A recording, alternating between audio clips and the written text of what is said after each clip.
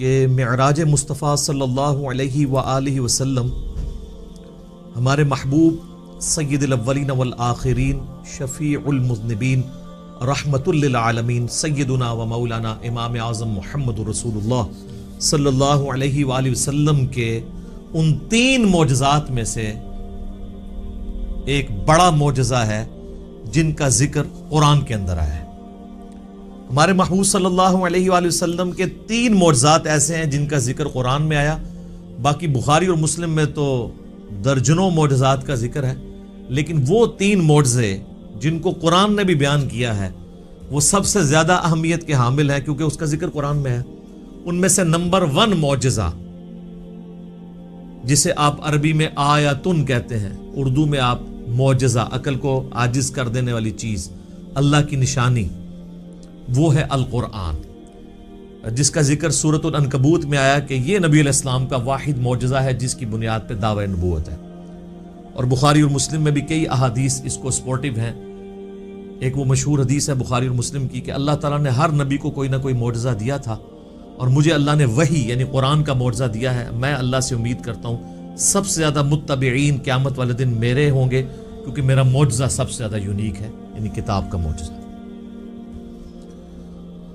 اور دوسرا معجزہ آپ صلی اللہ علیہ وآلہ وسلم کا جو قرآن میں ذکر ہوا وہ شق القمر کا واقعہ ہے، جو سورۃ القمر کے سٹارٹ میں ہی آتا ہے، اقتربت الساعہ، قریب آ گئی قیامت، وانشق القمر، اور شق ہو گیا چاند۔ اس کانٹیکسٹ میں بخاری اور مسلم میں کئی احادیث ہے کہ نبی صلی اللہ علیہ وآلہ وسلم کے مبارک زمانے میں چاند 2 ٹکڑے ہوا تھا اور پھر دوبارہ سے جڑ گیا۔ تو یہ وہ دوسرا معجزہ ہے جس کا ذکر قرآن کے اندر آیا۔ اور تیسرا معجزہ ہے معراج النبی صلی اللہ علیہ وآلہ وسلم کا معجزہ۔ اس کی کوئی تاریخ ہمیں احادیث کی کتابوں میں نہیں ملتی، نہ کوئی مہینے کا پتہ ہے، یہ اندازہ ہی ہے، بہرحال ہمیں اس سے کوئی غرض نہیں ہے۔ اگر کوئی سمجھتا ہے کہ معراج کا مہینہ ہے اور 27ویں رات ہے اور اس اعتبار سے اس مہینے کے اندر اس واقعے کو یاد کیا جاتا ہے تو اس میں کوئی ایسا مسئلہ نہیں ہے، بشرطے کہ اس میں قرآن و سنت سے جو چیزیں ثابت ہیں وہ بیان کی جائیں، قصے کہانیاں بیان نہ کی جائیں جو اکثر قصے اور کہانیاں بیان کی جاتی ہیں۔ تو یہ 3 معجزات ہیں جن کا ذکر اللہ تعالیٰ نے قرآن میں فرمایا ہے۔ اس میں ٹاپ آف دا لسٹ قرآن، اس کے بعد شق القمر والا یعنی چاند کے 2 ٹکڑے ہونے والا معجزہ، اور تیسرا معجزہ آپ صلی اللہ علیہ وآلہ وسلم کی معراج۔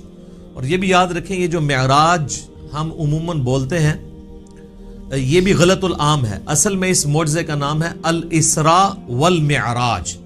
نبی صلی اللہ علیہ وآلہ وسلم کا رات کا زمینی سفر الاسراء اور المعراج، اور پھر آسمانی سفر، اور یہ دونوں سفر قرآن کے اندر موجود ہیں۔ جو زمینی سفر ہے الاسراء وہ پارہ نمبر 15 ہمارا سٹارٹ اسی سے ہوتا ہے، سورہ بنی اسرائیل جو سورت نمبر 17 ہے اس کے آغاز میں ہی آتا ہے، اعوذ باللہ من الشیطان الرجیم، بسم اللہ الرحمن الرحیم، سبحان الذی اسری بعبدہ لیلا من المسجد الحرام الی المسجد الاقصی، پاک ہے وہ ذات جو اپنے بندے کو لے گئی راتوں رات مسجد حرام سے مسجد اقصی، ایک دور کی مسجد تک، جس کے ارد گرد برکتیں رکھی ہیں تاکہ ہم اپنے اس بندے خاص کو اپنی قدرت کی نشانیاں دکھائیں۔ الاسراء رات کا سفر، بیت اللہ سے لے کر مسجد ایلیا، یروشلم، بیت المقدس، یہ تینوں نام ایک ہی مسجد کے لیے، اور بعد میں وہاں پہ مسجد بھی بن گئی، حضرت عمر کے دور میں اس کا نام پھر مسجد اقصی رکھا گیا۔ قرآن جب نازل ہوا تھا وہاں اقصی لغت کے معنوں میں آیا تھا ایک دور کی مسجد، مسجد اقصی بعد میں بنائی گئی ہے، پہلے وہ بیت المقدس یا ایلیا یا یروشلم کہلاتا تھا۔ تو یہ ہے الاسراء، اور پھر وہاں سے آپ صلی اللہ علیہ وآلہ وسلم کو ایک براق پہ سوار کر کے آسمانوں کا سفر کروایا گیا 7ویں آسمان تک، اور پھر سدرۃ المنتہا، اس کا نام ہی ہے سدرۃ المنتہا، جہاں پہ مخلوق کی انتہا ہو جاتی ہے وہاں تک، اسے ہم کہتے ہیں المعراج، یعنی اونچائی کا سفر آپ صلی اللہ علیہ وآلہ وسلم کا۔ اور اس کا ذکر جو ہے وہ سورۃ النجم، سورت نمبر 53 میں آیا ہے، جس میں وہ مشہور آیت بھی آتی ہے فَكَانَ قَابَ قَوْسَيْنِ أَوْ أَدْنَىٰ، جس کے اوپر انشاءاللہ میں ڈسکشن بھی کر دوں گا۔ یہ یاد رکھیے گا میرے بھائیو، الاسراء والمعراج یہ پیورلی آپ صلی اللہ علیہ وآلہ وسلم کا جسمانی پلس روحانی سفر ہے. یہ کوئی خواب کا واقعہ نہیں ہے, کوئی روحانی ایکسپیرینس نہیں ہے. اگر یہ خواب کا واقعہ ہوتا تو کفار مکہ کو بھی ماننے میں آر نہ ہوتی. خواب میں تو بہت کچھ انسان دیکھ لیتا ہے. تو یہ جسمانی پلس روحانی ایکسپیرینس ہے. اور اس کے ساتھ یہ بھی یاد رکھنا ہے کہ اس کا موڈ برزخی ہے, یعنی اس کو اس دن کوئی دیکھ کے آبزرو نہیں کر سکتا تھا, الا یہ کہ اللہ نے کوئی ایک خاص منظر کسی کو دکھا دیا ہو, وہ الگ بات. ورنہ یورشلم میں آلموسٹ 100,000 کے قریب انبیاء جمع ہوئے. صحیح مسلم میں آتا ہے, یہاں تک کہ آپ صلی اللہ علیہ وآلہ وسلم نے فرمایا کہ مجھے جبرائیل علیہ السلام نے تمام نبیوں کا امام بھی وہاں پر بنایا. میرے بھائی, ہمارے شہر میں 100,000 بندہ جمع ہو جائے رات کے وقت تو تھرتھلی پڑ جائے گی, اور اس زمانے کے اندر. لیکن کسی نے وہ منظر دیکھا نہیں ہے, وہ ان سین بیریئر تھا. اور بیسیکلی یہ اس لیے کروایا گیا, جو سورہ آل عمران میں آیا تھا نا, کہ اللہ تعالیٰ نے انبیاء کی ارواح سے عہد لیا تھا کہ اگر میں تمہیں حکمت دوں, نبوت دوں, اور پھر میرا کوئی پیغمبر تم میں آ جائے تو تم نے اس پیغمبر کی تصدیق کرنی ہے, جس طرح کہ یحییٰ علیہ السلام نے حضرت عیسیٰ علیہ السلام کی. اور نبی صلی اللہ علیہ وآلہ وسلم کی تصدیق تو سب انبیاء نے کرنی تھی, تو وہ اللہ تعالیٰ نے فزیکلی انبیاء کرام کو جو ہے وہ برزخی طور پہ وہاں پہ جمع کر کے, اور آپ صلی اللہ علیہ وآلہ وسلم کے پیچھے نماز پڑھوا کے آپ کی امامت کا اعلان کروایا کہ آپ امام الانبیاء ہیں صلی اللہ علیہ وآلہ وسلم, تاکہ سورہ آل عمران کا وہ والا وعدہ پورا ہو. وہ بڑا سٹرکٹ وعدہ ہے, اس میں یہاں تک الفاظ ہیں کہ مجھ سے یہ عہد کرو کہ جب میرے پیغمبر آئیں گے تم ان پر ایمان بھی لاؤ گے, ان کی مدد بھی کرو گے, اور میرے ساتھ یہ بھاری ذمہ اٹھاؤ, میں بھی تمہارے ساتھ گواہوں میں شامل ہوتا ہوں, اور اب بھی اگر کسی نے اس عہد کو توڑا تو وہ فاسقوں میں شمار ہوگا. یہ اتنے سخت الفاظ انبیاء کرام علیہ السلام کے بارے میں اللہ تعالیٰ نے ارشاد فرمائے. تو یہ برزخی اس کا موڈ تھا. اب اگر کسی کو شوق ہے کہ جی میں یہ سارا واقعہ ایک ایک احادیث کے انٹرنیشنل نمبرز کے ساتھ دیکھنا چاہتا ہوں, خود سننا چاہتا ہوں, پڑھنا چاہتا ہوں, تو سننے کی حد تک تو ہم نے الحمدللہ اکتوبر 2015 میں, یہ آج مارچ 2020 چل رہی ہے, اکتوبر 2015 میں آلموسٹ سمجھ لیں 4.5 سال پہلے ڈیٹیل 3 لیکچر, مسئلہ نمبر 126 ABC, 3 نشستوں میں آلموسٹ 4.5 گھنٹے کی گفتگو ویڈیو میں ریکارڈ کروا دی ہے. ایک ایک حدیث کا میں نے انٹرنیشنل نمبر بھی بتایا, تو وہ آپ دیکھیں, ہم اس ویڈیو کے نیچے بھی اس کے ڈسکرپشن میں لنک لگا دیں گے. اور اس سے بھی بہتر یہ ہے کہ مرنے سے پہلے اے مسلمان کر لے اس پہ غور, کتابوں کا خدا اور ہے, بابوں کا خدا اور, کتابوں کا دین اور ہے, بابوں کا دین اور, کتابوں کی معراج اور ہے, بابوں کی معراج اور. کتابیں خود کھول کے پڑھیں, وہ میں آپ کو حوالہ دے دیتا ہوں. صحیح بخاری میں انٹرنیشنل نمبر ہے 3887, ڈیٹیلڈ حدیث ہے پوری واقعہ معراج کی, جس میں الاسراء زمینی سفر بھی ہے, آسمانی سفر, ہر آسمان پہ کس کس پیغمبر سے ملاقات ہوئی, 5 نمازیں دی گئیں, یہ ساری کی ساری 50 سے 5 ہوئی, حضرت موسیٰ علیہ السلام کے ساتھ ملاقاتیں ہوئی, یہ پوری. صحیح بخاری میں انٹرنیشنل نمبر ہے 3887, اور سر صحیح مسلم 37 احادیث کنزیکٹیو ہیں. شروع میں پہلی جلد کے اندر انٹرنیشنل نمبر کے مطابق 411 سے لے کر 447, 411 سے 447 صرف واقعہ معراج کے اوپر ہے, الاسراء والمعراج. اچھا, وہاں پہ بھی آپ کو ہیڈنگ مل جائے گی, الاسراء والمعراج, رات کا سفر اور آسمانوں کا سفر.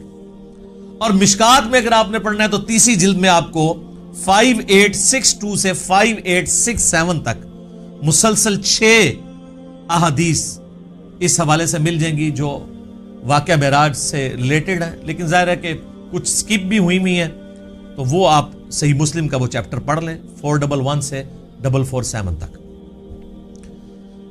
اچھا, یہ جو میں نے دعویٰ کیا نا کہ یہ جسمانی پلس روحانی سفر ہے, یہ کوئی خواب کا معاملہ نہیں ہے, اگرچہ خواب میں بھی آپ علیہ السلام کو معراج ہوئی, وہ الگ سے ہے.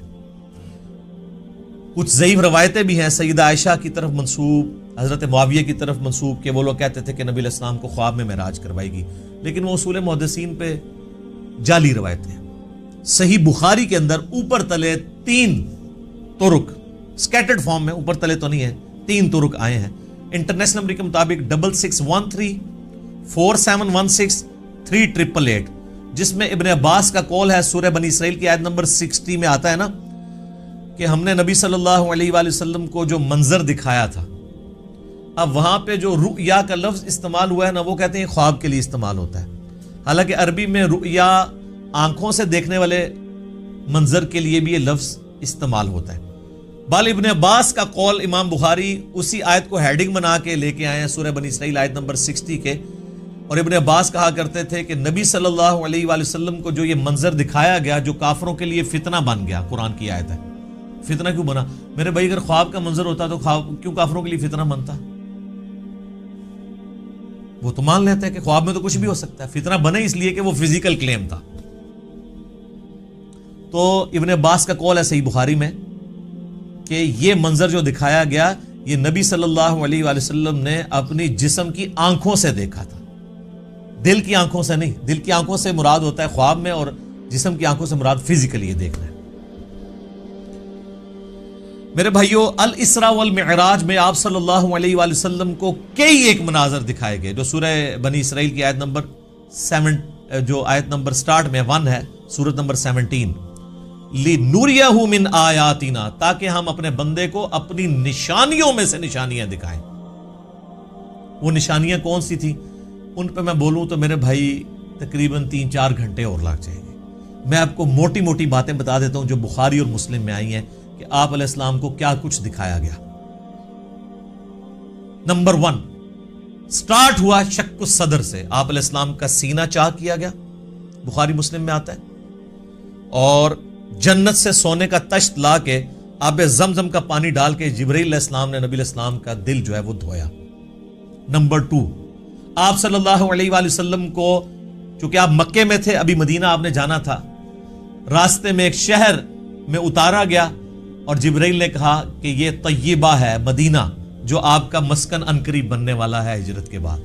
حضور کو اس وقت تک نہیں پتا تھا کہ یہاں سے تو میری دعوت جو ہے وہ ایسی لانچ ہوگی کہ رومن اور پرشین امپائر بھی کچھ نہیں جائیں گی. نمبر 3 پھر آپ کو کوہ طور پہ لے جایا گیا، انبیاء کے مقامات پہ. سب سے پہلے نبی علیہ السلام کا اپنا مسکن، اس کے بعد پھر طور سینا کے اوپر، اور کہا گیا کہ یہ وہ ہے جہاں پہ اللہ تعالیٰ نے حضرت موسیٰ علیہ السلام سے کلام کیا تھا. نمبر 4 بیت اللحم لے جایا گیا. بیت المقدس میں ایک جگہ ہے جہاں پہ حضرت عیسیٰ علیہ السلام کی ولادت ہوئی تھی، تو وہ جگہ بھی دکھائی گئی.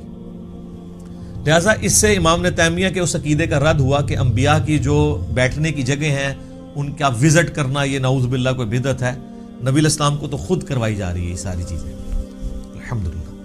اور صحیح بخاری میں اوپر تلے 10 احادیث ہیں کہ عبداللہ بن عمر اپنے سفر حج کے دوران ان جگہوں پر نماز پڑھا کرتے تھے جہاں پہ نبی علیہ السلام کے ساتھ جب انہوں نے سفر کیا تھا تو جہاں جہاں اتر کے نماز پڑھی تھی. تو اس میں امام بخاری نے باب باندھا ہے کہ نبی علیہ السلام کی جگہوں کو تلاش کر کے وہاں پہ نماز پڑھنا. حتیٰ کہ مسند احمد میں آتا ہے کہ وہ اس جگہ پہ پیشاب بھی کرتے تھے جہاں نبی علیہ السلام نے اپنے سفر حج میں پیشاب کیا تھا. بخاری میں الفاظ ہیں نافع کے کہ مسجدیں موجود تھیں راستے میں، مسجد کے پاس نالوں کے قریب جو پتھر تھے وہاں پہ وہ نماز پڑھتے تھے، مسجد میں نہیں پڑھتے تھے. وہ کہتے تھے مسجد تو بعد میں بنی ہے، نبی علیہ السلام نے اس پتھر پہ نماز پڑھی تھی. یہ اتباع سنت کا جذبہ تھا. تو ظاہر نبی علیہ السلام سے لیا. 4 چیزیں ہوگی جی، شق الصدر، مدینہ شریف دکھایا گیا، طور سینا، بیت اللحم، اور اس کے بعد صحیح مسلم میں آتا ہے قبر موسیٰ دکھائی گئی. نبی علیہ السلام کہتے ہیں میں نے سرخ ٹیلے کے پاس موسیٰ علیہ السلام کو ان کی قبر میں نماز پڑھتے ہوئے دیکھا، اور اگر میں گزروں میں تمہیں وہ قبر بھی دکھا سکتا ہوں. وقائم یصلی فی قبری، وہ کھڑے اپنی قبر میں نماز پڑھ رہے تھے. لیکن یہ معاملہ ہے برزخی، حیات انبیاء کے اوپر یہ ثبوت ہے لیکن برزخی معاملہ. اس کے بعد آپ صلی اللہ علیہ وآلہ وسلم کو بیت المقدس میں انبیاء کی امامت کروائی گئی. 1 لاکھ کے قریب پیغمبروں کو جمع کیا گیا، اور جبرائیل علیہ السلام نے کہا کہ آپ ان کی امامت کروائیں. یہ صحیح مسلم میں آتا ہے. اچھا، پھر دجال دکھایا گیا، یہ بھی آتا ہے بخاری مسلم میں، دجال بھی دکھایا گیا. پھر آپ علیہ السلام کو آسمانوں کی سیر کروائی گئی. پہلے آسمان پہ آدم علیہ السلام سے ملاقات ہوئی، دوسرے پہ حضرت یحییٰ اور عیسیٰ سے، تیسرے پہ یوسف علیہ السلام سے، چوتھے پہ ادریس علیہ السلام سے، 5ویں پہ ہارون علیہ السلام سے، 6ٹھے پہ موسیٰ علیہ السلام سے، اور 7ویں پہ ہمارے جد امجد سیدنا ابراہیم خلیل اللہ علی نبینا علیہ الصلوۃ والسلام سے ملاقات ہوئی. اس کے بعد آپ علیہ السلام کو جنت اور دوزخ بھی دکھائی گئی. ٹائم میں ٹریول کروا کے جو مستقبل کا وقت تھا وہ پہلے دکھا دیا گیا. لوگ کہتے ہیں ابھی تو لوگ دوزخ اور جنت میں پہنچے نہیں, تو حضور نے کیا دیکھا؟ بھئی اللہ نے وقت. اور آپ یہ دیکھ لیں, یہ سب کچھ منظر کتنے زمانے میں طے ہوا ہوگا, لیکن ایک رات میں سب کچھ ہو گیا. صرف بیت المقدس اور خانہ کعبے کے درمیان جو فاصلہ ہے اس زمانے میں 40 دن کی مسافت تھی, وہی نہیں طے ہو سکتی تھی. اللہ اکبر. اسی لیے تو وہ آتا ہے نا المعجم الکبیر طبرانی کے اندر اور دلائل النبوہ امام بیہقی کی کتاب کے اندر اور کئی کتابوں کے اندر, کہ لوگوں نے آ کے حضرت ابوبکر کو کہا نا کہ تمہارا ساتھی تو یہ کہہ رہا ہے کافروں نے چھیڑنے کے لیے. انہوں نے کہا اگر وہ کہہ رہے ہیں تو میں تصدیق کرتا ہوں.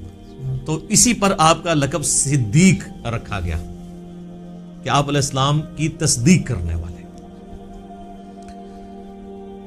اس کے بعد بیت المعمور دکھایا گیا. بخاری مسلم میں آتا ہے 7ویں آسمان کے اوپر اسی خانہ کعبہ کی سیدھ میں ایک گھر ہے جس کا طواف فرشتے کرتے ہیں. بیت المعمور وہ دکھایا گیا.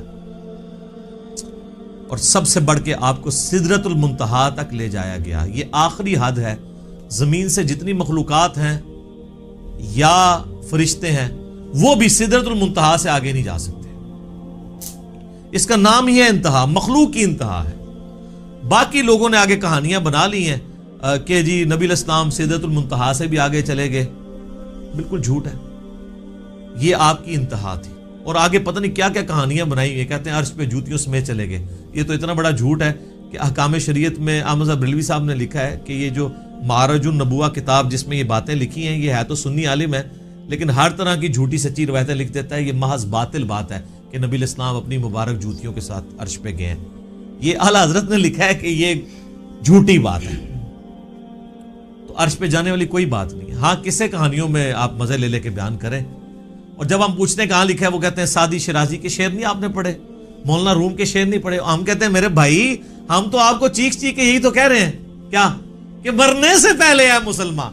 کر لے اس پہ غور. کتابوں کا خدا اور ہے, بابوں کا خدا اور. کتاب میں سے کوئی نکالے نا بات جہاں پہ لکھا ہو. پھر ڈاکٹر صاحب تو آپ کو پتا ہے طاہر القادری صاحب تو وہ کہتے ہیں کہ وہ دروازہ کھولا حضور نے حضور کے لیے, پھر کہا کہ آپ اندر آ جائیں, حریم ناز میں آ جا. وہ پتہ نہیں کیا عشق مشوقی کا انہوں نے ایک, اور بلکہ وہ بغل گیر پتہ نہیں کیا کچھ انہوں نے کیا ہے. اور طارق جمیل صاحب نے بھی اسی سے ملتی جلتی باتیں کی ہیں. وہ قاب قوسین او ادنا وہ پوری کر کے بتاتے ہیں. انشاءاللہ اینڈ پہ ڈسکس کرتا ہوں. تو میرے بھائی یہ کتابوں کی بات ہو رہی ہے. اور سدرۃ المنتہا ہی پہ اللہ تعالیٰ کی ملاقات ہوئی اپنے محبوب علیہ السلام کے ساتھ. اور سورۃ النجم میں اس کا ذکر ہے. وہاں پہ اللہ تعالیٰ نے وحی بھی کی آپ علیہ السلام کو. صحیح مسلم میں آتا ہے کہ 3 چیزیں آپ کو وہیں پہ عطا ہوئی. نمبر 1 5 نمازیں. وہ ڈیٹیل بخاری مسلم میں آتی ہے کہ 50 تھی, کم ہوتے ہوئے موسیٰ علیہ السلام کے پاس جب وہ آتے تھے نا 6ٹھے آسمان کے اوپر, تو کہتے تھے حضرت زیادہ ہے کم کروائیں. ایک پھیرے ہی بس اور لگنا تھی, وہ کون ہی لگیا, ورنہ وہ 5 کم ہوتے 5 تک رہ گئی. پھر اس میں الفاظ ہیں بخاری مسلم میں, اللہ نے کہا کہ میرا قول بھی نہیں بدلے گا, تمہاری امت پڑے گی 5. سورۃ الانعام میں ہے کہ ایک نیکی 10 کے برابر ہے, تو میں ان کو ثواب 10 کا ہی دوں گا. ایک کے بدلے 10 کا, تو نمازیں 50 کا ہی ثواب ملے گا 5 کے گیز میں. دوسرا تحفہ دیا گیا سورۃ البقرہ کی آخری 2 آیات. صحیح مسلم میں آتا ہے آمن الرسول بما انزل الیہ من ربہ والمؤمنون. سر یہ 2 آیات وہ ہیں جو اس دنیا میں نازل نہیں ہوئی ہیں, آسمانوں پہ نازل ہوئی ہیں. آسمان سے آسمانوں پہ ہی نبی علیہ السلام کے مبارک سینے پہ. اور صحیح مسلم میں آتا ہے کہ تیسری چیز جو آپ کو دی گئی کہ آپ کا جو کوئی امتی شرک نہیں کرے گا نا میں اسے معاف کر دوں. تو اس کو تو سپورٹو پھر قرآن میں بھی آیت ہے انہ من یشرک باللہ فقد حرم اللہ علیہ الجنہ ومأواہ النار وما للظالمین من انصار. بے شک جو کوئی اللہ کے ساتھ شرک کرے گا اللہ اس گناہ کو کبھی معاف نہیں کرے گا, اس پہ جنت حرام ہے, اس کا ٹھکانہ دوزخ ہے, اور وہاں اس کا کوئی مددگار نہیں ہوگا. حتیٰ کہ بخاری مسلم کی حدیث ہے کہ اللہ نے ہر نبی کو کوئی نہ کوئی دعا دی تھی, اس نے اس دنیا میں ہی دعا کر لی. حضرت نوح نے دعا کی, اس کی وجہ سے ان کی قوم ہلاک ہوگی. میں نے اپنی دعا چھپا کے رکھی ہے قیامت کے دن کے لیے. میں اس دعا سے اپنی امتیوں کے لیے شفاعت کی دعا کروں گا, اور میری دعا سے ہر میرے امتی کو نفع پہنچے گا سوائے اس شخص کے جس نے دنیا میں اللہ کے ساتھ شرک کیا. شرک is the most sensitive issue in the sight of اللہ. اللہ اکبر. تو یہ 3 گفٹ آپ علیہ السلام کو ملے: 5 نمازیں، سورۃ البقرہ کی آخری 2 آیات، اور جو شرک نہیں کرے گا اس کی مغفرت. یہ ساری تفصیلات آپ مسئلہ نمبر 126 ABC کے اندر دیکھ سکتے ہیں 4.5 گھنٹے میں اس کو سکپ کرتا ہوں. الاسراء والمعراج میں جو معراج والا پورشن ہے اس میں سب سے زیادہ کنٹروورشل چیز جو آپ نے سوال میں بھی کی وہ ہے نبی علیہ السلام نے کیا شب معراج اللہ تعالیٰ کو دیکھا تھا یا نہیں. اب اس کا جواب ہاں یا نہ میں دینا تو بہت بڑی آزمائش ہے مسلمانوں کے لیے، جب تک کہ آپ پورا مقدمہ ان کو نہیں سمجھاتے. تو آپ اس پورے مقدمے کو سمجھیں گے تو آپ کے لیے معاملہ آسان ہو جائے گا. اس کی وجہ یہ ہے کہ یہاں پہ فرقہ واریت کا دین ہے، جس کو میں بابوں کا دین کہتا ہوں، اور آپ سے بار بار کہتا ہوں کہ مرنے سے پہلے اے مسلمان کر لے اس پہ غور. کتابوں کا خدا اور ہے، بابوں کا خدا اور. اچھا کہتے ہیں نہیں آپ کتابوں کا دین کہہ لیا کریں، بابوں کا خدا تو سب کا ایک ہے. میرے بھائی اس کے اندر قیامت مضمر ہے. دین کس لیے ہوتا ہے؟ اللہ کی شناخت کے لیے. جب آپ کے بابوں نے اس اللہ کی شناخت ہی میں نہیں کروائی ہے جو پیغمبروں کے ذریعے اللہ نے کروائی تھی، تو ہم رونا روئیں گے نا کہ آپ کس اللہ کی بات کرتے رہے ہو. تو اصل چیز قیامت زور اس شعر میں تبھی ہے کہ کتابوں کا خدا اور ہے، بابوں کا خدا اور. دیکھ لیں ہلچل مچی اس کی وجہ سے ہے. اگر میں کہتا کتابوں کا دین اور ہے بابوں کا دین اور، تو کسی کو کچھ نہیں تھا ہونا. یہ اندر جو ہلچل مچتی ہے نا، وہ کہتے ہیں یار ہم پتہ نہیں کس خدا کو مان رہے ہیں، کتابوں والے خدا کو کسی اور کو نہ مان رہی ہوئی. تو یہ تو میں نے ڈیٹیکٹ کیا تھا قرآن سے. کتابوں کا خدا حضرت آدم علیہ السلام کو جب اللہ نے دنیا پہ اتارا، سورۃ البقرہ آیت نمبر 38، تو اللہ تعالیٰ نے ہماری ماں اور باپ کو یہی کہا تھا قُلْ اهْبِطُوا مِنْهَا جَمِيعًا، اے آدم اور اس کی بیوی اور میری ان دونوں بندوں کی قیامت تک ہونے والی اولاد اتر جاؤ زمین میں. فَإِمَّا يَأْتِيَنَّكُم مِّنِّي هُدًى، یاد رکھنا اب جب کبھی بھی کوئی ہدایت کی کتاب تمہارے پاس آئے گی، انتظار کرنا کتابوں کا، بابوں کا نہیں، کتابوں کا جو پیغمبروں کے ذریعے آئیں گی. فَإِمَّا يَأْتِيَنَّكُم مِّنِّي هُدًى فَمَن تَبِعَ هُدَايَ فَلَا خَوْفٌ عَلَيْهِمْ وَلَا هُمْ يَحْزَنُونَ. جو ان کتابوں کی اس ہدایت کی پیروی کرے گا اس کو نہ کوئی خوف ہوگا نہ کوئی غم. وَالَّذِينَ كَفَرُوا وَكَذَّبُوا بِآيَاتِنَا أُولَٰئِكَ أَصْحَابُ النَّارِ هُمْ فِيهَا خَالِدُونَ. جو کوئی ہماری آیات کو جھٹلا دے گا، کفر کرے گا، اس کو جھٹلائے گا، تو وہ ہوں گے اہل جہنم، رہیں گے اس میں ہمیشہ ہمیشہ.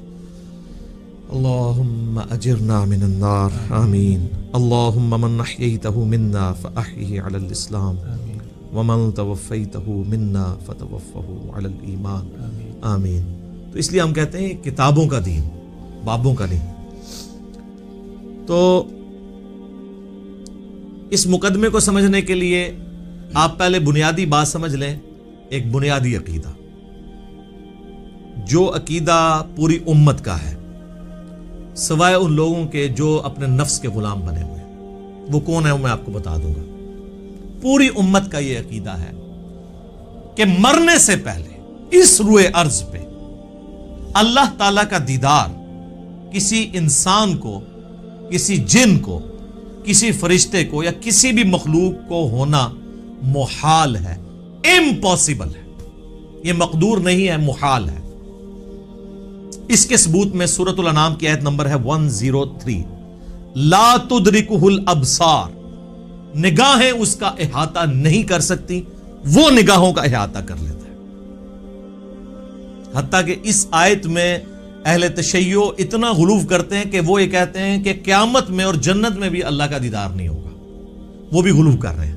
اور دوسری طرف ان کی حالت یہ ہے کہ وہ کہتے ہیں کہ مولا علی علیہ السلام اس وقت تک سجدے سے سر نہیں اٹھاتے تھے جب تک اللہ کو دیکھ نہ لے. تو ہم کہتے ہیں یار آپ کوئی ایک بات کرو، کسی بات کے اوپر ٹکو.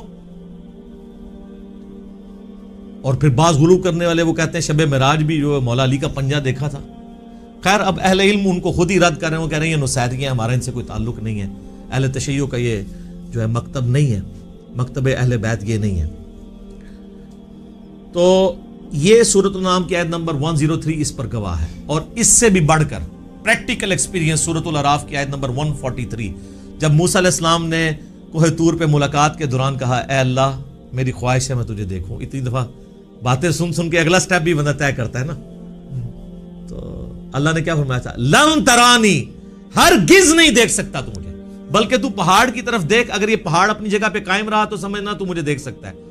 تو قرآن کے الفاظ ہیں پہاڑ پہ اللہ نے صرف تجلی کی تو وہ ریزہ ریزہ ہو گیا، اور موسیٰ علیہ السلام انڈائریکٹ وہ تجلی دیکھنے سے بے ہوش ہو کے گر پڑے.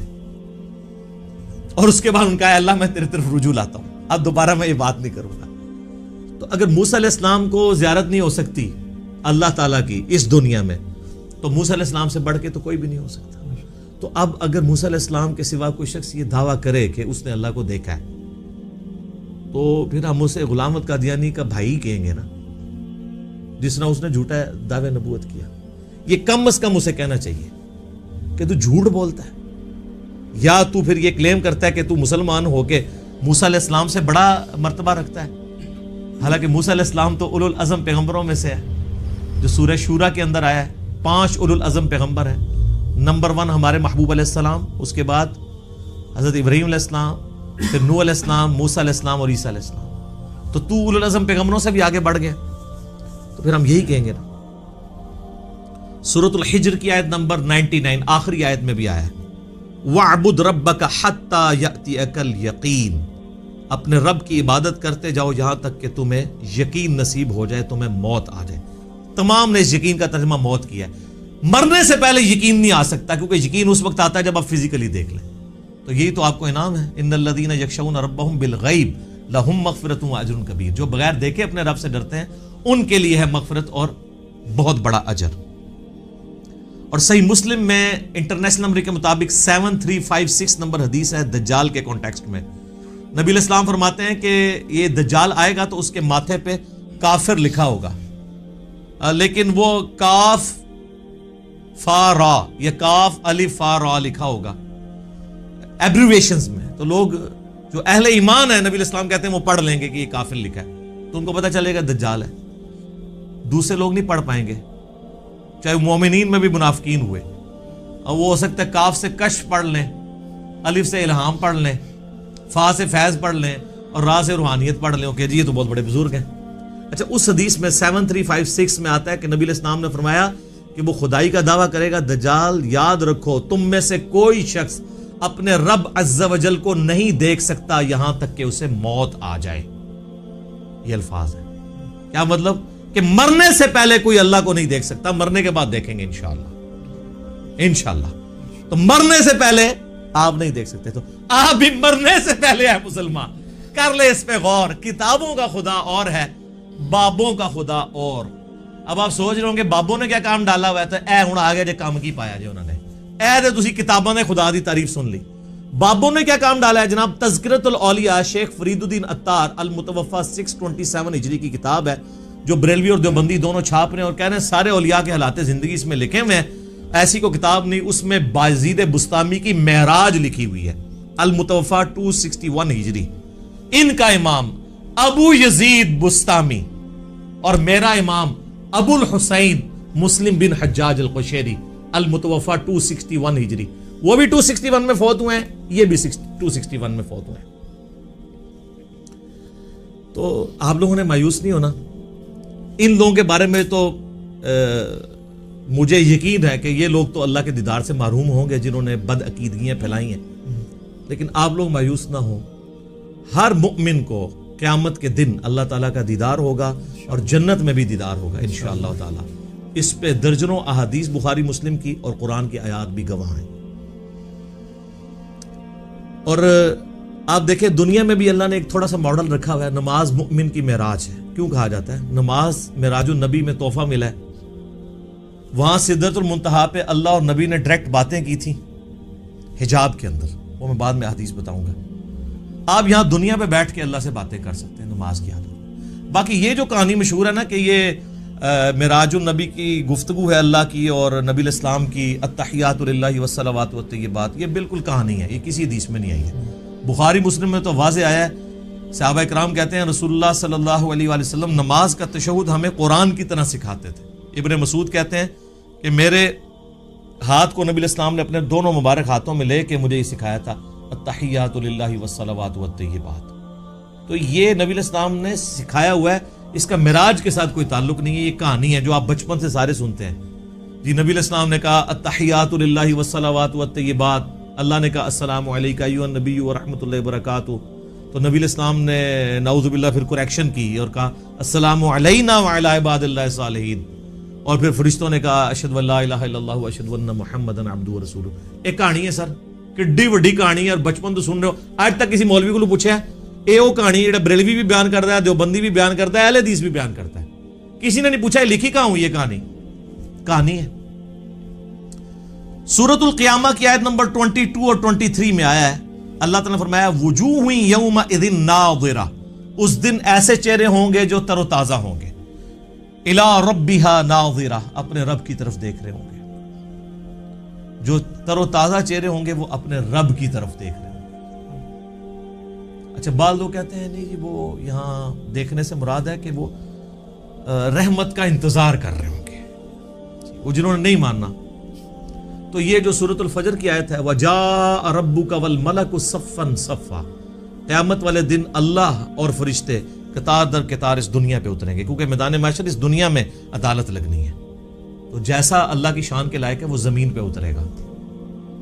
اور پھر اس کا کلائمیکس ہے سورۃ المطففین آیت نمبر 15 کَلَّا إِنَّهُمْ عَنْ رَبِّهِمْ يَوْمَئِذٍ لَمَحْجُوبُونَ. اللہ تعالیٰ کافروں کے بارے میں فرماتا ہے کہ ضرور بالضرور اللہ کے جو منکر ہیں وہ اپنے رب کے دیدار سے اوٹ میں کر دیے جائیں گے قیامت والے دن. اچھا اللہ کے دیدار سے اوٹ میں کر دیے جائیں گے کافر، تو اس کے اندر کیا امپلائیڈ ہے کہ اہل ایمان حجاب اٹھا دیا جائے گا، کیونکہ اللہ کے آگے تو کوئی حجاب نہیں آ رہا نا، اللہ کے سامنے تو کوئی چیز چھپی نہیں ہوئی ہے. یہ بندے اور اللہ کے درمیان حجاب ہے، کافر کے درمیان آ جائے گا، مومن کا اٹھ جائے گا. یہ واضح ثبوت ہے.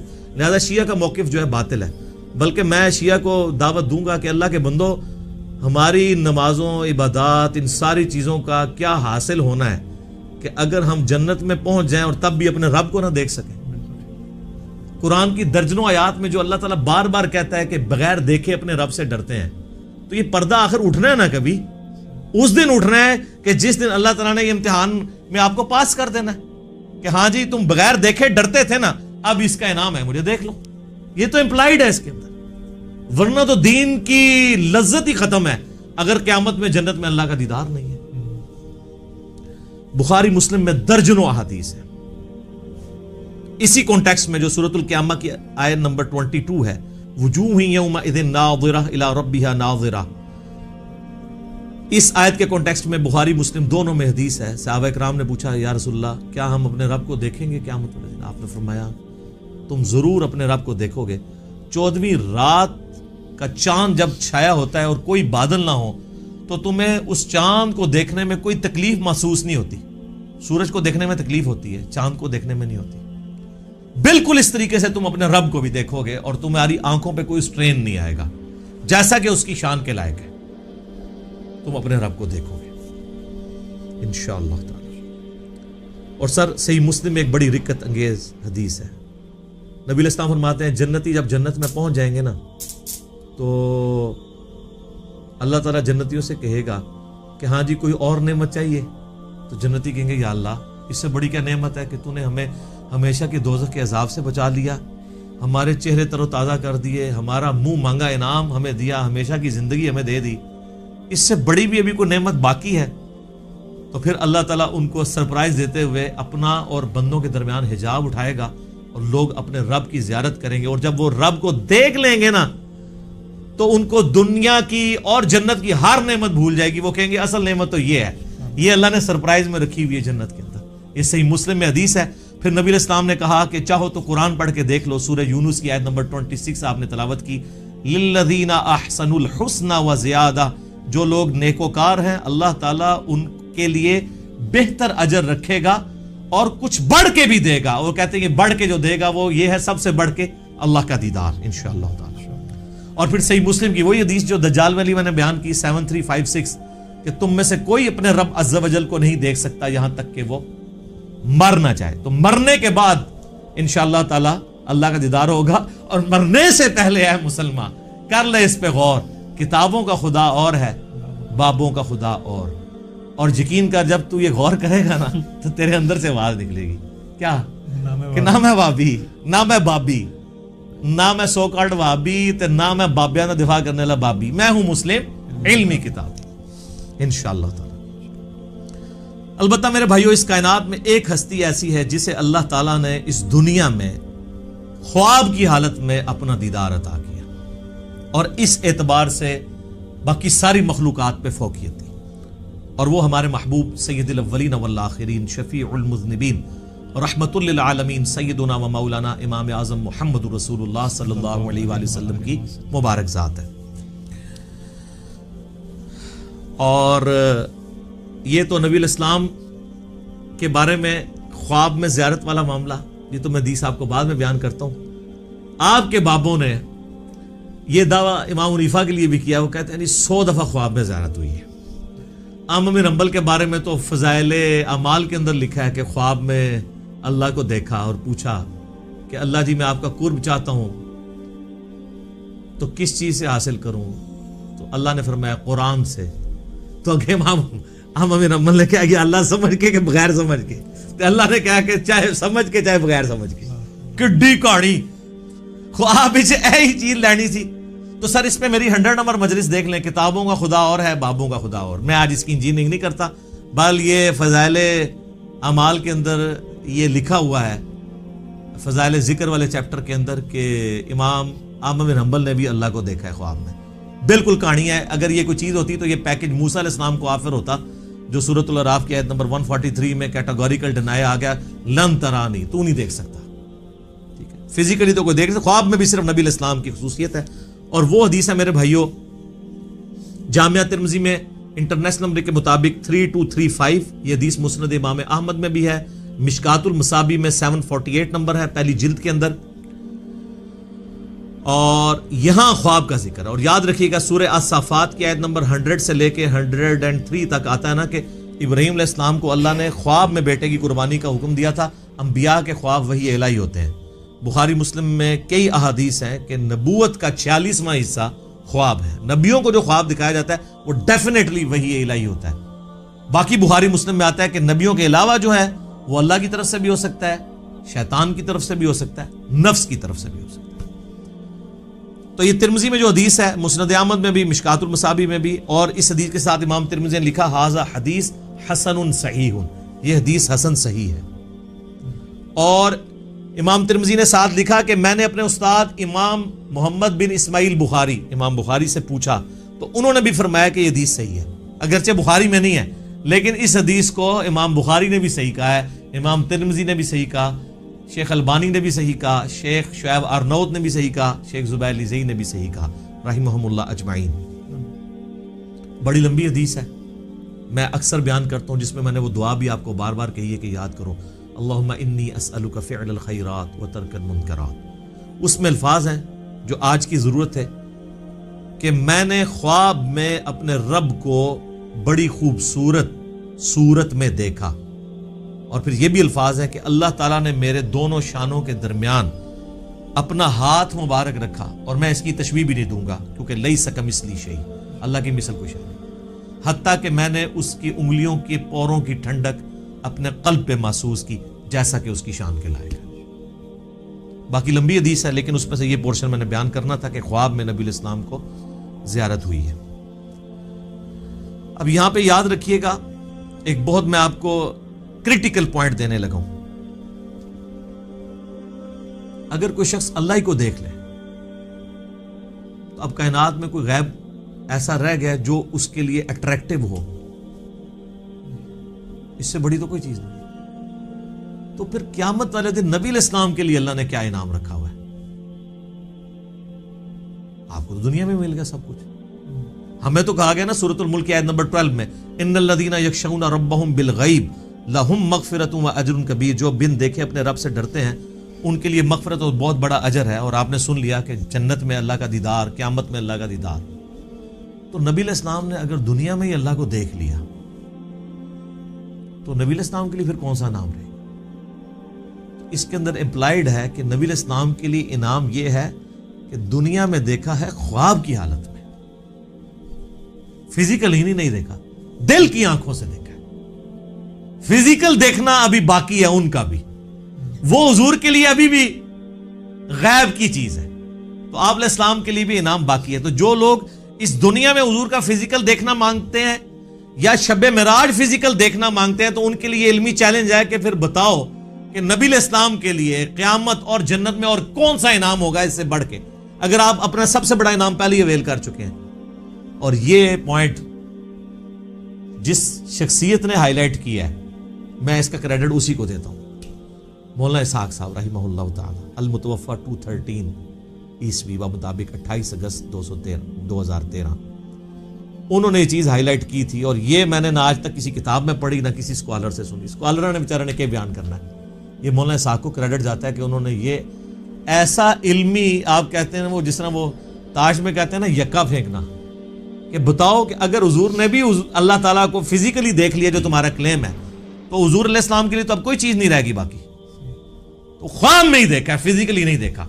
शब मिराज भी देखा तो पर्दे में देखा, फिजिकली नहीं देखा। वो इंशाअल्लाह मैं उसके ऊपर डिस्कशन करता हूं आखिर में।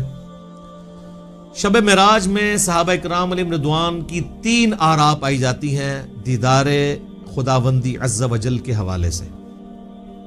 पहली राय यह है जो सही बुखारी और सही मुस्लिम में सैयदना अब्दुल्ला इब्न मसऊद रदी अल्लाह ताला अन्हु से जब पूछा गया कि ये जो सूरतुन नज्म की आयत नंबर 9 है, फ़काना क़ाब क़ौसैनी औ अदना, वो दोनों इतने करीब हुए कि 2 कमानों के दरमियानी फासला बल्कि उससे भी कम।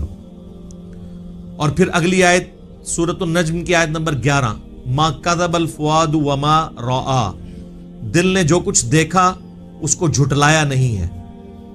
और फिर सूरतुन नज्म की ही 18 नंबर आयत, लक़द रआ मिन आयाति रब्बिहिल कुबरा। इन 3 आयात के बारे में अब्दुल्ला इब्न मसूद से जब पूछा गया तो बुखारी मुस्लिम के अल्फाज है, उन्होंने कहा कि यहाँ तीनों जगह पर मुराद सैयदना जिब्रील अलैहिस्सलाम है, जिनको नबी अलैहिस्सलाम ने अपनी असली हालत में देखा। उनके 600 पर थे और सब्ज रंग का लिबास उन्होंने पहना हुआ था और वो उफक पर छाए हुए थे। दूसरी राय है जो सही बुखारी में अनस इब्न मालिक की है, इंटरनेशनल नंबर के मुताबिक 7517, वो फ़काना क़ाब क़ौसैनी औ अदना से मुराद अल्लाह और उसके नबी अलैहिस्सलाम का कुर्ब कहते हैं। लेकिन इस हदीस में एक रावी हैं शरीक बिन अब्दुल्ला अल क़ाज़ी, सिका रावी हैं, लेकिन इमाम मुस्लिम सही मुस्लिम में इंटरनेशनल नंबर के मुताबिक 414 नंबर हदीस में लिखते हैं कि शरीक बिन अब्दुल्ला जो है ना, ये मिराज की हदीसें बयान करते हुए अल्फाज को कम ज्यादा करता है। इब्न हजर अस्कलानी भी कहते हैं कि ये शरीक बिन अब्दुल्ला अल क़ाज़ी जो है, ये जो रवायत बयान करता है ना, ये उस मिराज का जिक्र है जो ख्वाब में हुई थी। ख्वाब में भी इलादा से मिराज हुई है, एक फिजिकल मिराज है जिसको हम डिस्कस कर रहे हैं। और बाज कहते हैं कि ये इसको वहम लगा है जो बुखारी में अल्फाज है अनस इब्न मालिक के। ये तमाम तरह की चीजें यानी मिलती हैं। बहरहाल ये अनस इब्न मालिक का अगर मौक़िफ़ है, लेकिन इसमें भी देखने का जिक्र नहीं है, सिर्फ क़ुर्ब का जिक्र है सिदरतुल मुंतहा के मौका पर। तो कोई हर्ज नहीं है अगर कोई कुर्ब की बात करता है, देखने का फिर भी यहां पे जिक्र कोई नहीं है। अच्छा, अनस इब्न मालिक रज़ियल्लाहु ताला अन्हु के इस अकीदे को स्पोर्टिव इब्न अब्बास की राय है सही मुस्लिम में 437 नंबर हदीस में। इन्हीं 3 आयात सूरतुन नज्म आयत नंबर 9, 11 और 18 के बारे में जब उनसे पूछा गया तो उन्होंने कहा कि रआहु बिफुआदिही मर्रतैन, नबी अलैहिस्सलाम ने दिल की आंखों से अपने रब को 2 दफा देखा, यानी इन आंखों से नहीं देखा। और इब्न अब्बास वही हैं जिनके बारे में सही बुखारी में हम पहले सुन चुके। वो कहते हैं कि वाक़या मिराज जो है ये आंखों का एक्सपीरियंस है, लिहाजा वो आंखों का एक्सपीरियंस मानने के बावजूद दिल से दीदार की बात कर रहे हैं, तो दिल से दीदार ख्वाब की हालत में है, ये उसकी बात कर रहे हैं। वाक़या मिराज वाली में भी अगर करेंगे तो दिल से देखने से मुराद क्या है, फिर वो उसको स्पोर्टिव अगली हदीसें आएंगी सैयदना अबू ज़र गिफारी वाली। लेकिन यहां पे मैं एक हदीस बताऊं, जामिया तिरमिज़ी में भी मिशकात में भी है कि इब्न अब्बास ने कहा लक़द रा मुहम्मदुन रब्बहू, बेशक मोहम्मद ने अपने रब को देखा। तो इकरमा ने कहा कि हजरत सूरतुल अनाम की आयत नंबर 103 है, ला तुदरिकुहुल अब्सार, अल्लाह को तो आंखें देख नहीं सकती, तो आप हमें कह रहे हैं कि नबी अलैहिस्सलाम ने अल्लाह को देखा। तो फरमाया कि ये उस वक्त है जब अल्लाह ताला अपने नूर के साथ तजल्ली फरमाए। यहां देखने से मुराद दिल से देखना है, تو وہ تو دل سے دیکھنا، خواب میں دیکھنا، جو ترمذی سے بیان کر دیا۔ تو ابن عباس بھی یہ مانتے ہیں کہ اللہ تعالیٰ کی جو نورانی تجلی، جو اللہ تعالیٰ کی ذات ہے، اس کو نبی علیہ السلام نے نہیں دیکھا۔ بعض لوگ ان حدیثوں سے سہارا لیتے ہیں، لیکن اس کی ایکسپلینیشن اسی میں موجود ہے۔ پھر صحیح مسلم میں ایک حدیث ہے 443، ابو ذر غفاری کہتے ہیں کہ میں نے رسول اللہ سے پوچھا کہ نبی علیہ السلام یہ بتائیے کہ کیا آپ نے معراج میں اپنے رب کو دیکھا تھا؟ تو سر اب آپ لوگ بھی مان جائیں۔ رسول اللہ نے فرمایا کہ میں رب کو کیسے دیکھ سکتا ہوں، وہ تو نور ہے۔ کلیئر ہو گیا؟ اچھا، اس سے اگلی حدیث ہے صحیح مسلم میں 444۔ ایک تابعی کہتے ہیں ابو ذر غفاری سے، کاش میں رسول اللہ کے زمانے میں ہوتا نا تو حضور سے ایک سوال ضرور کرتا۔ تو ابو ذر غفاری نے کہا کون سا سوال؟ اس نے کہا میں نے حضور سے پوچھنا تھا کہ یا رسول اللہ آپ نے شب معراج اللہ کو دیکھا ہے کہ نہیں؟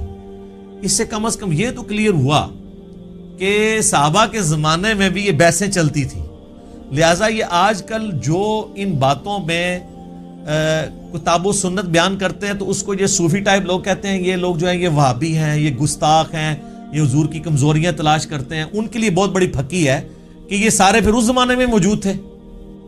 تابعین کہہ رہے ہیں ابو ذر غفاری کو کہ ہم حضور کے زمانے میں ہوتے ہیں نا تو حضور سے پوچھتے کہ یا رسول اللہ آپ نے اس کا مطلب تابعین کو صحابہ نے یہ عقیدہ نہیں بتایا۔ Point to be noted. تو ابو ذر غفاری نے کہا او بچے تو نے کیا پوچھنا ہے، میں خود پوچھ چکا ہوں حضور سے۔ اچھا، تو وہ کہتے ہیں میں نے جب رسول اللہ سے پوچھا تھا تو آپ علیہ السلام نے فرمایا کہ میں نے شب معراج ایک نور دیکھا تھا۔ یہ نہیں کہا، سوال ہو رہا ہے کہ کیا آپ نے اللہ کو دیکھا تھا؟ تو جواب میں ہونا چاہیے تھا ہاں میں نے اللہ کو دیکھا۔ جواب کیا دیا؟ میں نے ایک نور کو دیکھا تھا۔ ابو ذر غفاری کہہ رہے ہیں کہ حضور نے مجھے یہ جواب دیا۔ اس کی ایکسپلینیشن اس سے اگلی حدیثوں میں ہو رہی ہے۔ سر امام مسلم نے یقین کرے نا، وہ کہتے ہیں نا ایک سجی، پھر کھبی، پھر اتو، پھر تلو، کنزیکٹیو حدیثاں جی 443 444 اور اس سے اگلی 445 اور پھر اس سے اگلی 446 ابو سعید خدری سے کہ نبی علیہ السلام نے فرمایا کہ اللہ کا اپنی مخلوق سے جو پردہ ہے وہ نور کا پردہ ہے، اگر وہ نور کا پردہ ہٹ جائے تو مخلوق تباہ و برباد ہو جائے، تجلی کی تاب نہیں لا سکتی۔ تو وہ جو آیا مسلم میں کہ میں نے نور دیکھا تھا، تو وہ کیا تھا؟ اللہ اور محمد رسول اللہ کے درمیان وہ پردہ تھا، کیونکہ اگلی حدیثوں میں آتا ہے کہ نور وہ پردہ ہے، ورنہ تو کہتے ہیں میں نے اللہ کا نور دیکھا، کہا میں نے ایک نور دیکھا تھا۔ اور 443 میں کیا ہے کہ میں اسے کیسے دیکھ سکتا ہوں، وہ تو نور ہے۔ اس کا اپنا نور نہیں دیکھا، پردے والا نور دیکھا، وہ ہٹ جائے تو مخلوق تباہ و برباد ہو جائے۔ بالکل کلیئر کٹ ہے۔ اچھا، یہ تو ہوگی وہ والی دوسری والی رائے اور اس کی ایکسپلینیشن۔ اب اینڈ پہ میں آپ کو اپنی اماں کی رائے بتاتا ہوں جو آپ کو ہضم نہیں ہونی کبھی بھی۔ سر اماں نے جو کیا ہے نا اس امت کے ساتھ احسان، اور صوفیوں کے ساتھ ان کے سارے عقیدوں کو پیسیفک اوشن میں پھینک دیا۔ بخاری اور مسلم دونوں میں حدیث ہے، اما عائشہ تو انس ابن مالک، ابن عباس، ابن مسعود، ابو ذر غفاری، ابو سعید خدری جو یہ حدیثیں بیان کر رہے ہیں ان سب کو پیچھے چھوڑ جاتی ہیں۔ یہ آیات میں تو صحابہ کی آراء ہے نا، اور اما خود کہہ رہی ہیں کہ ان آیتوں کے بارے میں وہ پہلی امتی ہوں جنہوں نے رسول اللہ سے ڈائریکٹ ان آیات کی تفسیر پوچھی ہوئی ہے۔ تو اب پیچھے کوئی چیز رہ جاتی ہے؟ تو سر مرنے سے پہلے اے مسلمان کر لے اس پہ غور، کتابوں کا خدا اور ہے، بابوں کا خدا اور۔ تو سر یہ صحیح بخاری شریف انٹرنیشنل نمبر 4855 اور سر یہ صحیح مسلم شریف انٹرنیشنل نمبر 439 میں اما عائشہ کی ڈیٹیل حدیث ہے۔ اما عائشہ کے 5 عقیدے، میرا ایک کلپ پہلے کا چڑھا ہوا ہے، اس میں اما عائشہ نے جو عقائد بیان کی ہیں وہ متقاضی ہے کہ میں ورڈ بائی ورڈ وہ حدیث بیان کروں، اور اس کے بعد قلم ٹوٹ جاتا ہے۔ اس پہ میں اس کو کنکلوڈ کرتا ہوں۔ صحیح مسلم میں 439 نمبر حدیث، سر یہ مسلم شریف ہے جو پڑھی ہوئی نہیں ہے، پڑھی ہوئی بھی ہے۔ اس میں 439 نمبر حدیث انٹرنیشنل نمبر کے مطابق ورڈ بائی ورڈ سنیں، اور میں تو پھر اپنے سٹائل میں بیان کروں گا، ٹھیک ہے، تاکہ آپ کو مزہ بھی آئے، آپ اس زمانے میں پہنچ جائیں۔ مسروق تابعی کہتے ہیں کہ میں تکیہ لگائے ہوئے سیدہ عائشہ کے پاس حجرے میں پردے میں بیٹھا ہوا تھا۔ اما عائشہ کی عادت تھی کہ وہ اندر ہوتی تھی تو باہر ایک مجلس لگی ہوئی ہوتی تھی، لوگ آگے سوال آپ سے کرتے تھے، ظاہر امت کی استاد ہیں۔ تو ایک دن، اچھا اما عائشہ کا بڑا پیار تھا اس مسروق تابعی کے ساتھ، اور یہ بھی اتنا لاڈلا تھا اس نے اپنی بیٹی کا نام بھی عائشہ رکھا ہوا تھا. یہ بڑا مشہور تابعی ہے, بخاری مسلم میں درجنوں احادیث ہے ایسے. تو کہتے ہیں کہ ایک دن میں تکیہ لگائے بیٹھا تھا تو اماں نے اندر سے آواز دی اور کہا اے ابو عائشہ. یہ پیار سے بلایا, کنیت. یہ یعنی عرب میں جب کسی کو پیار سے بلانا ہوتا تھا اس کا نام نہیں لیا جاتا تھا, کنیت کے ساتھ بلایا, اے ابو عائشہ. جو بھی 3 باتوں میں سے کسی ایک کا بھی قائل ہوا اس نے اللہ پہ بہت بڑا جھوٹ باندھا. اب سر, نبی کی بیوی, امت کی ماں, ایک اپنے اسٹوڈنٹ کو دین سکھا رہی ہیں, پوچھنے پہ نہیں خود سے بتا رہی ہے کہ میرے پاس بنیادی عقائد ہیں, تم لے لو. اب وہ مسروق تابعی کہتے ہیں میں تکیہ لگا کے بیٹھا ہوا تھا تو میں سیدھا ہو گیا کہ کون سی 3 باتیں ہیں جو اللہ کے اوپر کوئی باندھ دے تو وہ جھوٹا ہے, کہیں میرے اندر نہ پائی جاتی. آپ پہ تو فرق نہیں پڑتا, آپ کے آگے سے قرآن گزر جائے, بخاری گزر جائے, مسلم گزر جائے, کیوں؟ وہ آپ بابوں کے دین کے اوپر ہیں. تو اس لیے ہم آپ سے ریکویسٹ کرتے ہیں کہ مرنے سے پہلے اے مسلمان کر لے اس پہ غور. کتابوں کا خدا اور ہے, بابوں کا خدا اور جب تو غور کرے گا تیرے اندر سے آواز اٹھے گی, کیا کہ نہ میں وابی, نہ میں بابی, میں ہوں مسلم علمی کتابی. تو میں نے کہا کہ وہ 3 باتیں کون سی ہیں؟ انہوں نے کہا پہلی بات, جو کوئی یہ عقیدہ رکھتا ہے کہ محمد صلی اللہ علیہ وآلہ وسلم نے اپنے رب کو دیکھا تو اس نے اللہ پر بہت بڑا جھوٹ باندھا. لو جی, سارے صوفی وڈے کے جے صوفی تے کہندے نسی ویکھیا ہے, بتایا نہیں بازید بستامی نے دعویٰ کیا ہے. ہوئے ہوئے ہوئے. مسروق کہتے ہیں میں تکیہ لگائے بیٹھا تھا, جیسے ہی میں نے یہ بات سنی میں اٹھ کے بیٹھ گیا. میں نے کہا اے اماں جان ذرا مجھے بھی کچھ عرض کرنے دیں اور اپنی بات میں جلدی نہ کریں, یعنی میں بھی کوئی اپنے دلائل سامنے رکھنا وا, تسی پہلے ہی چھکا مارے ہیں, کیونکہ وہ ان کا خود بھی یہی ہو سکتا ہے عقیدہ ہو. کیا اللہ نے قرآن میں نہیں فرمایا وَلَقَدْ رَآهُ بِالْأُفُقِ الْمُبِينِ؟ وہی آیات سورۃ النجم کی آیت نمبر 9, 11 اور 18 تینوں مسروق نے پڑھی. وَلَقَدْ رَآهُ نَزْلَةً أُخْرَى, یہ تو واضح قرآن میں آیا ہے کہ دیکھا اس نے اس کو. اب قرآن میں یہ تو نہیں ہے کس نے کس کو. تو سیدہ عائشہ نے کہا اس امت میں سب سے پہلے میں نے ان آیتوں کو رسول اللہ سے پوچھا تھا. اب رسول اللہ سے پوچھنے کے بعد بھی اگر کسی نے نہیں یقین کرنا اور بابوں کے دین پہ چلنا اور کتابوں کے دین پہ نہیں چلنا, صحیح مسلم 439 نمبر حدیث پہ نہیں چلنا, اور صحیح بخاری انٹرنیشنل نمبر کے مطابق 4855 حدیث میں, مسلم میں چونکہ ڈیٹیل ہے میں وہ بیان کر رہا ہوں. اچھا جی سن لیں, آپ جو رسول اللہ کو مانتا ہے اس کے لیے میں بیان کر رہا ہوں, جو بابوں کو مانتا ہے اس کے لیے تو میں کچھ نہیں کر سکتا. تو آپ علیہ السلام نے فرمایا کہ ان آیات میں مراد جبرائیل علیہ السلام ہے, یعنی میں نے جبرائیل علیہ السلام کو دیکھا, میں نے ان کو ان کی اصلی صورت پر دیکھا, اور 2 بار ایسا ہوا. ان آیات میں اسی کا ذکر ہے کہ ان کو وہ اس وقت وہ اتر رہے تھے آسمان سے, اور ان کے تن و توش کی بڑائی نے آسمان سے زمین تک روک رکھا تھا, افق پہ پھیلے ہوئے تھے, وہی جو عبداللہ ابن مسعود نے کہا. اب یہ سیدہ عائشہ نے جو یہ حدیث بیان کی ہے نا کہ نبی علیہ السلام سے خود ہی پوچھ لیا تو ان کا جبرائیل ہے, تو اما عائشہ اب مزید علمی دلائل سامنے رکھ رہی ہیں اسی عقیدے پہ. سورۃ الانعام کی آیت نمبر 103 پڑھی, لا تدرکہ الابصار وہو یدرک الابصار, جو ہم پہلے ڈسکس کر چکے. نگاہیں اس کا احاطہ نہیں کر سکتی, وہ نگاہوں کا احاطہ کر لیتا. اور کہا مسروق تو نے یہ آیت نہیں قرآن کی پڑھی ہوئی, اور کیا تو نے یہ نہیں سنا کہ اللہ فرماتا ہے وما کان لبشر ان یکلمہ اللہ الا وحیا او من وراء حجاب او یرسل رسولا. سورہ شورى کی آیات کہ کسی انسان کی تو یہ اہلیت ہی نہیں ہے کہ اللہ تعالیٰ اس سے کلام کرے سوائے اس کے کہ اس پہ وحی کر دے, یعنی چپکے سے اس کے دل میں بات ڈال دے, یا حجاب میں گفتگو کرے جس طرح کہ سدرۃ المنتہا پہ ہوئی, یا اس کی طرف کوئی رسول بھیجے یعنی جبرائیل علیہ السلام کو پیغمبر. تو حضرت عائشہ نے اپنی دلیل میں رسول اللہ کی بات بھی کی اور قرآن کی آیات بھی کوٹ کی, اور اماں تو سیدھی آیتیں ہی کوٹ کرتی تھی, حدیث بھی کوٹ کی ہے نا, کہہ دو اماں منکرین حدیث میں سے تھی, نہیں, پہلے انہوں نے حدیث کوٹ کی ہے, بعد میں قرآن کی آیات کوٹ کی ہے. مسروق دوسری بات یہ ہے کہ جو کوئی خیال کرے کہ رسول اللہ صلی اللہ علیہ وآلہ وسلم نے اللہ کی کتاب میں سے کچھ حصہ چھپا لیا تھا تو اس نے بڑا جھوٹ باندھا. اب ایسی سلسلہ خاص گلاں خاص منہ میرا پچھلے دن کلپ ریکارڈ ہو گیا حضرت ویسے کرنی والا اور علم لدنی والا حضرت خضر علیہ السلام والا, وہ دیکھ لو, میں ساری کہانیاں نہ کھولی ہیں, تخت بلقیس والا بھی دیکھ لیں, سب کچھ ٹھپے گئے. تو اما عائشہ کہتی ہیں جس نے کہا نا رسول اللہ نے کچھ چھپا لیا تھا, یہ بھی کہتے ہیں خاص باتیں خاص لوگوں کو بتائی تھی, اس نے بھی اللہ پر جھوٹ باندھا. کیا تم نے قرآن میں اللہ کا فرمان نہیں سنا, یا ایھا الرسول بلغ ما انزل الیک من ربک وان لم تفعل فما بلغت رسالتہ.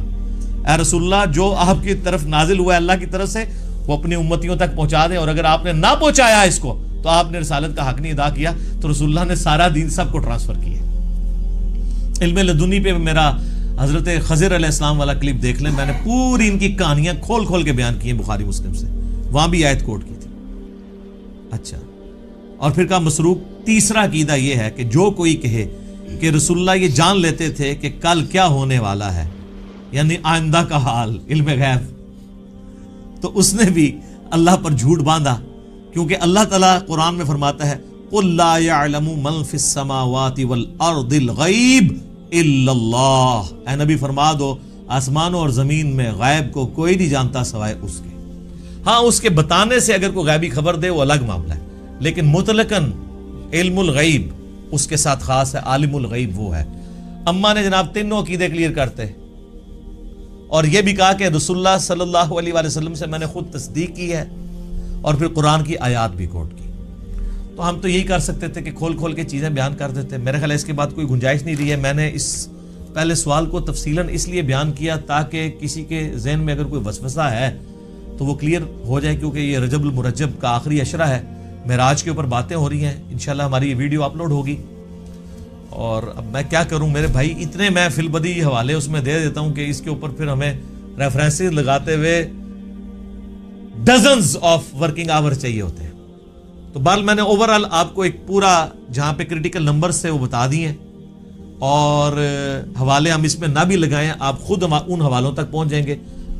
اللہ تعالیٰ سے دعا ہے کہ ہمیں معراج مصطفیٰ صلی اللہ علیہ وآلہ وسلم کے بارے میں صحیح عقیدہ رکھنے کی توفیق عطا فرمائے, اور کتاب و سنت والا عقیدہ رکھنے کی توفیق عطا فرمائے. آمین ثم آمین. ٹھیک ہے.